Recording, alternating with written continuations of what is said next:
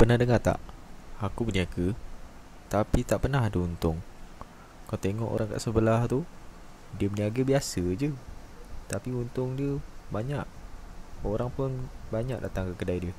Tapi aku ni, Allah tak bagi rezeki pun. Orang tak datang ke kedai aku. Bila kita dengar ayat macam ni, apa yang kita akan fikir? Allah bagi rezeki kat kita ataupun tak? Jom kita dengarkan apa yang Ustaz Abdul Somad cerita tentang rezeki. Moga-moga lepas ni kita lebih faham apa itu rezeki daripada Allah SWT sebenarnya. Okey, jom. Tema kita rezeki di masa pandemi. Islam datang merubah cara pandang. Dulu orang menganggap kalau sakit itu adalah laknat, kalau sehat adalah rahmat. Kalau cara pandangnya begitu, maka nanti setiap melihat orang sakit berarti dilaknat. Ada orang rajin sholat, rajin puasa, rajin sedekah, selalu datang awal waktu, tiba-tiba sakit. Ente kok dilaknat Tuhan ya? Karena cara pandang dia salah. Kalau sehat, rahmat. Kalau sakit, laknat. Datang Islam. Islam merubah cara pandang. Ma yusibul mu'min min nasabin wala wasabin wala saqamin wala syaukin yastakuha. Lemah, gundah gulana, galau, susah hati, sakit fisik, sampai duri yang menusuk tapak kaki, sesungguhnya itu adalah cara Allah untuk menghapuskan dosa-dosa. Jadi cara pandang kita berubah, sehingga ketika orang sakit dia tidak merasa dirinya sedang terlaknat, tapi dia sedang merasa dirinya sedang diampuni Allah Subhanahu wa ta'ala. Ketika saya sampaikan hadis ini, dipotong oleh jamaah bahwa sakit menghapuskan dosa, diupload di Instagram, di komen orang, saya tidak setuju dengan kata-kata Abdul Somad. Orangnya itu bukan kata-kata saya, itu hadis. Tapi memang melawan orang yang tidak paham itu menghabiskan energi. Ada orang yang tidak paham, kita kasih paham. Ada orang cari paham, kita beri paham. Tapi ada orang yang sengaja gagal paham, ini susah kita dibuatnya. Bahwa penyakit menghilangkan dosa itu adalah ungkapan Nabi Muhammad SAW, merubah cara pandang kita. Begitu juga tentang rezeki. Ada uang, rezeki. Tidak ada uang, tidak ada rezeki. Maka kalau begitu cara pandang orang, nanti dia menganggap bahwa Allah Ta'ala tidak adil. Kenapa saya yang sholat, saya yang puasa sunat, saya yang zikir, saya yang rajin pengajian, tidak ada rezeki? Kenapa orang yang minum khamar, yang zina, yang mabuk, yang sakau, kenapa rezekinya banyak? Karena menurut definisi dia, uang adalah rezeki. Maka Islam datang. Apa itu rezeki? Kullu ma yuntafa'u bihi. Semua yang mendatangkan manfaat untuk akhirat kita, itulah rezeki. Uang tidak selamanya rezeki. Ada yang punya uang, dengan uang itu dia sakau, berarti bukan rezeki, itu istidraj, azab yang tertunda. Ada orang dengan tidak punya uang itu justru dia jadi soleh, ke masjidnya sampai 6 kali pas nggak ada uang. Subuh, zuhur, asar, maghrib, isya, duha, tahajud 7 kali. Berarti tidak punya uang, itulah rezekinya. Sekarang saya tanya, mau pilih yang mana? Rezeki dalam bentuk uang atau nggak punya uang? Itu namanya prank UAS. Kullu ma yuntafa'u bihi, semua yang mendatangkan manfaat, bukan manfaat materialis, bukan manfaat kebendaan dunia, manfaat untuk akhirat kita, maka itulah rezeki. Jadi kalau kita membayangkan bahwa rezeki itu hanya emas, maka semua orang yang tidak punya emas berarti tidak dapat rezeki. Padahal anak adalah rezeki. Kenapa anak itu rezeki? Karena anak mendatangkan manfaat, amal jariah yang tidak putus, waladun salihun. Tapi kalau orang menganggap mendapatkan anak itu rezeki, lalu yang tidak punya anak berarti tidak dapat rezeki, maka sesungguhnya tidak punya anak juga bisa jadi rezeki. Kenapa? Karena berapa banyak orang punya anak hanya menyusahkan dirinya saja. Sejak dari mulai lahir sampai anak itu punya anak, menyusahkan saja. Maka dia tidak menjadi rezeki, karena tidak mendatangkan manfaat, dia justru menjadi laknat. Na'udzubillah. Ini semua diluruskan pemahaman kita tentang rezeki. Yang meluruskan itu adalah Allah. Dikirimnya Nabi yang dia pilih, Nabi Muhammad SAW, supaya kita faham, jangan sampai salah.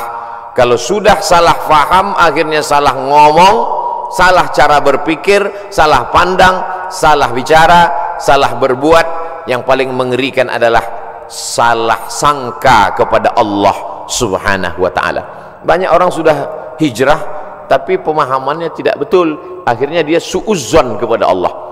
Saya sudah hijrah dari riba kepada syariah, hijrah dari perbuatan maksiat kepada taat, hijrah dari luar masjid ke dalam masjid.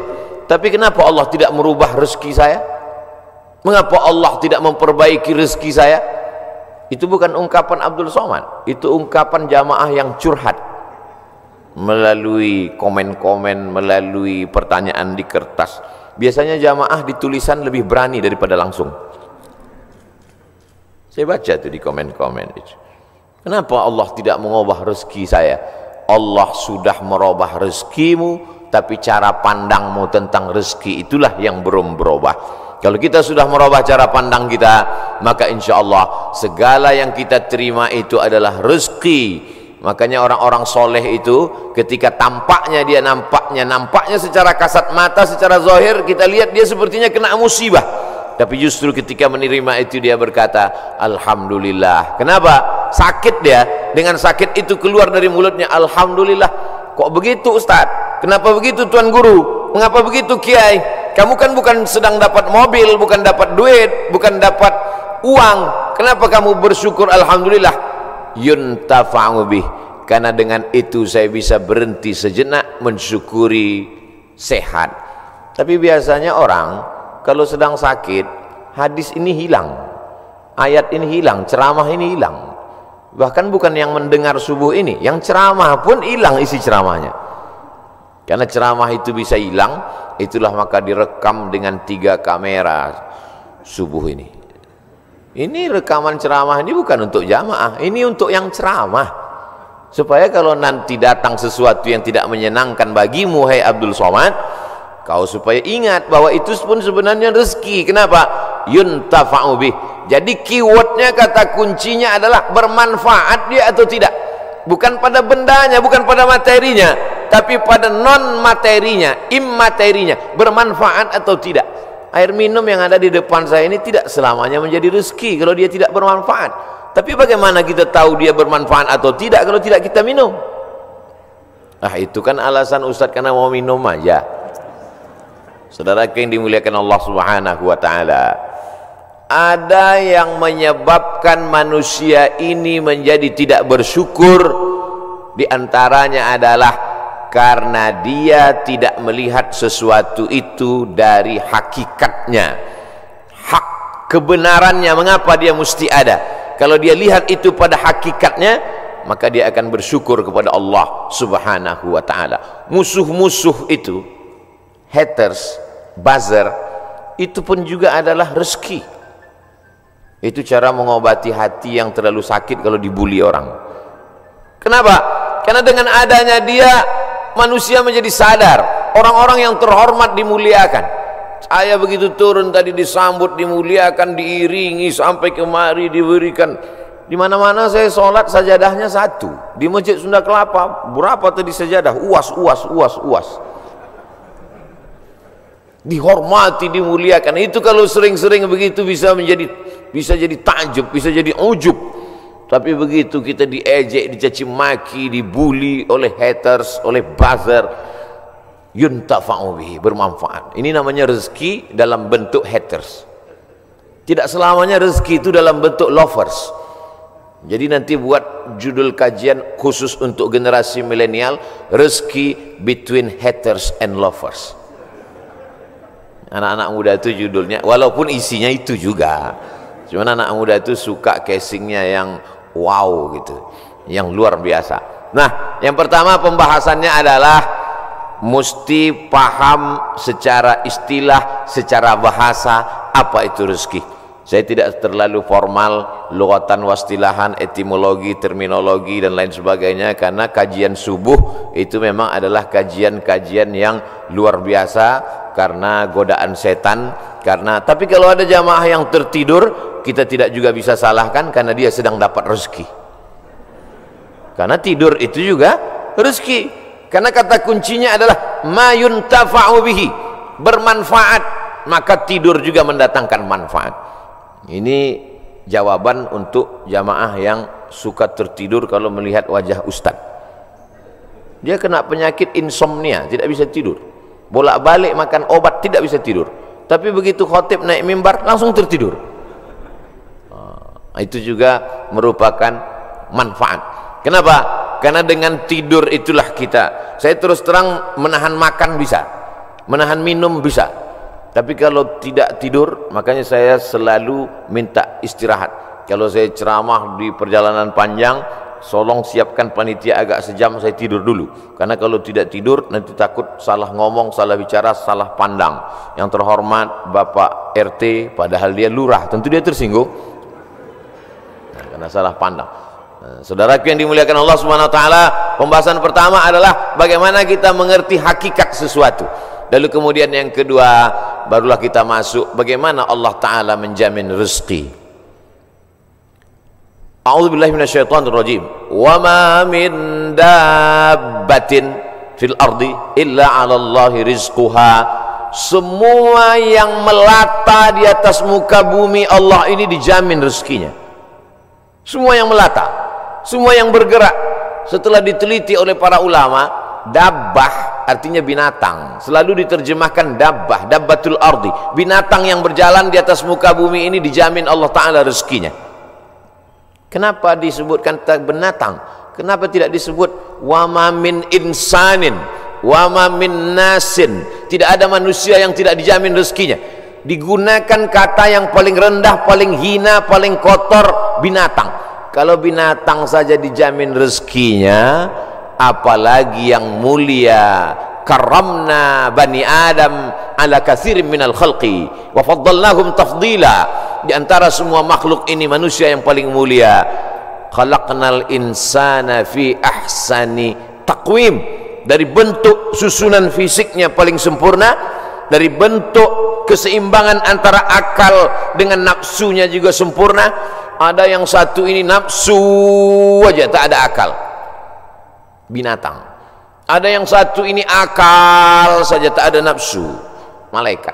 Makanya kalau ada teman kita nafsu aja, tak ada akal, kita udah tahu dia sama geng mana. Maka paling sempurna bentuknya, keseimbangannya manusia. Tapi Allah tidak sebutkan manusialah yang kujamin rezekinya, tidak. Allah sebutkan yang paling hina. Kalau binatang yang kotor tidak berakal saja dijamin Allah rezekinya, apalagi manusia. Maka ada ungkapan pepatah orang Melayu, rezeki musang tidak akan dihabiskan harimau. Rezeki musang tak akan pindah ke mulut harimau. Secara fisik harimau lebih besar, secara fisik harimau lebih buas, lebih gagah, lebih tajam taringnya. Raja hutan, raja rimba. Musang biasa saja. Bahkan ada musang yang paling keren ya kopi luwak, karena itulah makanan dia. Tapi rezeki musang tidak akan mungkin dihabiskan harimau. Kalaulah gara-gara harimau musang itu tidak makan, maka sudah lamalah musang itu punah dan musnah, tidak ada lagi di permukaan bumi. Tapi sampai hari ini musang masih tetap ada dan harimau pun tetap ada. Begitu Allah Subhanahu wa taala mencari, menyediakan rezekinya. Binatang yang melata, melatanya tidak pula di atas tanah. Justru dia unik. Kalau binatang yang lain kakinya di atas tanah, kepalanya, dia justru terbalik. Justru kaki dia yang ke atas, dia yang ke bawah. Bukan Spiderman, cicak. Makanannya pun luar biasa. Yang dia makan tidak melata tapi yang terbang, nyamuk. Bisa juga dia makan. Jadi kalau ada orang dikasih Allah Ta'ala tangan, kaki, kudrat, iradat, kemauan, kehendak, dikasih Allah Ta'ala akal sehat, badan sehat, segar bugar, tapi cemas dengan rezekinya, dia mestinya malu dengan cicak. Kemudian bagaimana Allah Subhanahu wa taala membagi rezeki itu? Lau tawakkaltum 'alallah haqqa tawakkulih. Kalau kamu bertawakal kepada Allah sebenar-benar tawakal, la razaqakum kama ruziqat thair. Kamu diberi Allah rezeki sebagaimana seekor burung mendapatkan rezeki. Bagaimana seekor burung mendapatkan rezeki? Taghdu khimasan wa taruhu bitanan. Terbang keluar sarang pada waktu pagi dalam keadaan perut kosong dan pulang dalam keadaan perut kenyang. Sampai hari ini belum ada burung yang tidak mau terbang karena khawatir dapat rezeki atau tidak. Burung merpati terbang tinggi, tahu dia di mana letak sarangnya dan pulang dia dalam keadaan perut kenyang. Padahal yang diberikan Allah kepada dia cuma dua, paruh dengan cakar kakinya. Dengan dua itu bisa dia makan. Uniknya burung-burung ini adalah makanannya berada di dalam air, dia di atas udara, lalu kemudian dia hanya sebentar saja memantau, masuk dia ke dalam dan bisa diangkat kembali. Kalau tidak percaya pada isi ceramah saya ini, sering-sering nonton film yang isinya binatang aja, tentang flora dan fauna, tentang hewan, tentang burung. Aneh dan uniknya, yang menyuruh kita untuk mempelajari binatang hewan ini adalah Allah SWT. Tapi yang mempertontonkan kita, kameramennya sampai berbulan-bulan di dalam hutan untuk menampilkan, hanya memperlihatkan seekor burung bisa menangkap seekor ikan, untuk memperlihatkan bagaimana Allah membagi rezeki kepada kita. Sesungguhnya di balik konten yang luar biasa ada kameramen yang sangat tersiksa. Jadi besar sekali jasa kameramen. Jadi nanti kalau beberapa hari ini akan keluar gambar Abdul Somad ceramah di Masjid Sunda Kelapa sedang begini-begini, itu kameramen yang luar biasa. Ini kameramen insya Allah masuk surga sama kamera-kameranya sekalian. Saudaraku yang dimuliakan, cuman kameramen kalau bisa matanya harus seimbang, jadi jangan selamanya begini. Jadi sekali-sekali begini, sekali-sekali. Saya khawatir nanti setelah tua matanya begini. Selalu ada keseimbangan. Saudaraku yang dimuliakan Allah SWT, kamera itu pun juga adalah rezeki. Kenapa? Yuntafa'u bihi. Kapan kamera menjadi rezeki? Ketika dia bermanfaat. Kalau kamera hanya untuk mengambil gambar orang yang membuka aurat, maka itu bukan kamera rezeki, itu namanya kamera Sony. Itu namanya kamera laknat. Itu namanya kamera yang mendatangkan, bukan pada mereknya, bukan pada kameramennya, tapi apakah dia mendatangkan manfaat atau tidak. Begitu Allah SWT memberikan rezeki. Suatu ketika ada salah seorang dari wali-wali Allah, setelah mendengar ceramah Ustadz bagaimana perjalanan Ustadz berdakwah, bagaimana perjuangan Ustadz, saya menganggap Ustadz salah seorang dari wali-wali Allah. Kata jamaah, mendengar itu saya, ente kok tahu? Saya ini wali murid. Kaedah kewalian, la ya'riful wali illal wali. Yang tahu bahwa itu wali adalah wali juga. Jadi kalau ada orang mengatakan, menurut saya Kiai Anu itu wali, berarti dia wali. Lalu siapa yang tahu bahwa dia wali? Kamu mengatakan Kiai itu wali? Iya. Terus yang ngangkat kamu jadi wali siapa? Saya sendiri, kata dia. Ini namanya buceri, bule ngecat rambut sendiri. Karena dia klaim saja ada seorang wali Allah. Seorang wali Allah ini berjalan, dalam perjalanan panjangnya dia melihat ada seorang wali Allah juga yang duduk di gurun pasir hanya berzikir. Lalu wali yang berjalan bertanya kepada wali yang duduk, kamu kenapa duduk dari tadi tidak cari rezeki? Kata wali yang duduk, apa kau tidak tahu firman Allah, wa ma min dabbatin fil ardi illa 'ala Allahi rizquha. Semua makhluk yang melata di atas muka bumi Allah, rezekinya sudah dijamin Allah. Percaya kau pada ayat ini? Percaya, aku wali Allah. Kalau percaya kepada ayat bahwa rezeki dijamin Allah, untuk apa lagi kita cari rezeki? Kalau kau tidak percaya bahwa rezeki dijamin Allah, lihatlah di atas pohon kurma itu ada seekor burung, sejak telurnya menetas sayapnya patah, sayapnya patah, dia tidak bisa terbang, tapi dia tetap menjadi burung yang besar di atas pohon kurma. Kenapa? Kita lihat nanti, tak lama terlihat datang burung lain membawakan makanan. Datang burung membawakan cacing, datang burung membawakan ikan, naik ke atas pohon kurma yang di atasnya ada seekor burung yang patah sayap. Begitulah kalau Allah berkehendak, rezekinya dijamin Allah, dia tidak perlu terbang, datang burung lain membawakan. Burung yang datang ini bukan ojek online, burung lain datang membawakan tanpa perintah manusia, Allah memerintahkan hatinya. Oh begitu, iya. Lalu apa kata wali Allah yang berdiri kepada wali Allah yang duduk? Kenapa kau tidak amalkan sunnah al-yadul ulya khairum minal yadis sufla? Kenapa engkau tidak memilih menjadi burung yang mendatangkan cacing dan ikan? Kenapa justru memilih menjadi burung yang duduk menunggu makanan datang? Mendengar itu wali Allah yang duduk itu tegak berdiri, dan dia mengatakan, kalau begitu aku lebih memilih ingin menjadi burung yang membawakan makanan, karena mengikut sunnah Rasulullah SAW. Al-yadul ulya khairum minal yadis sufla, tangan di atas yang memberi lebih mulia daripada yang menerima. Artinya apa? Dengan rezeki, mencari rezeki, punya rezeki bermanfaat, maka orang itu lebih tinggi derajatnya daripada beriman, yakin, tapi hanya menanti menunggu.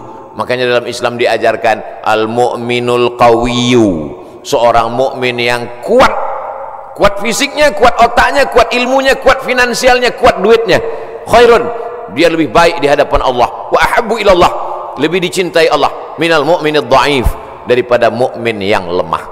Wali Allah kalau menerima hadis mudah dia menerima. Ini contohnya wali Allah, begitu menerima hadis langsung dia terima, dia langsung tegak berdiri.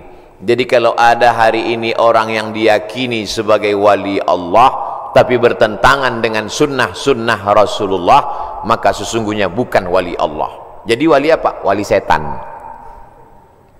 Suatu ketika ada seorang wali Allah membawa murid-muridnya untuk menemui seseorang yang dikatakan wali Allah. Diceritakan dalam kitab Ar-Risalah Al-Qushairiyah, Imam Abdul Qasim Al-Qushairi. Murid-murid, kita mau ketemu dengan seorang wali Allah. Di mana Tuan Guru? Di masjid. Dia tidak pernah keluar masjid, dia dalam masjid. Ya, sampai di dalam masjid bertemu dengan wali Allah, bersalaman. Tiba-tiba orang yang dikatakan wali Allah itu, maaf, meludah dalam masjid. Lalu kemudian saat itu juga sang guru berkata, mari kita tinggalkan orang ini bukan wali Allah. Kenapa Tuan Guru? Dia banyak karamahnya, dia mulia. Karena dia meludah dalam masjid.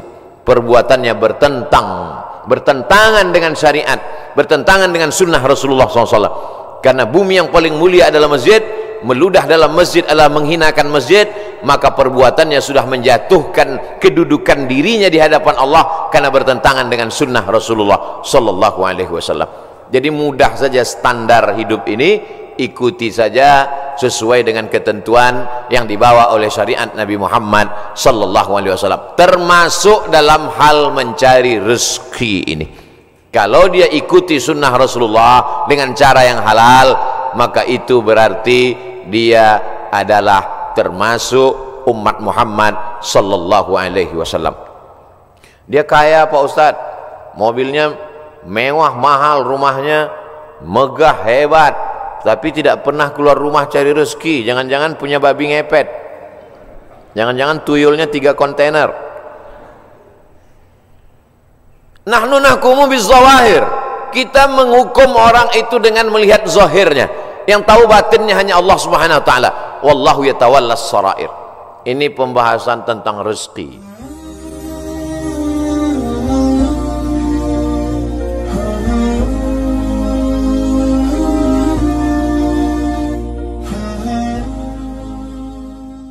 Korang dah dengarkan apa yang Ustaz cerita pasal rezeki. Moga-moga hidup kita dimurahkan rezeki, diberkati dan dirahmati, insya-Allah. Kalau ada sesiapa yang nak buat tempahan Quran Humairah, boleh WhatsApp nombor ni. Allahumma salli ala Sayyidina Muhammad wa ala ali Sayyidina Muhammad. Assalamualaikum warahmatullahi taala wabarakatuh.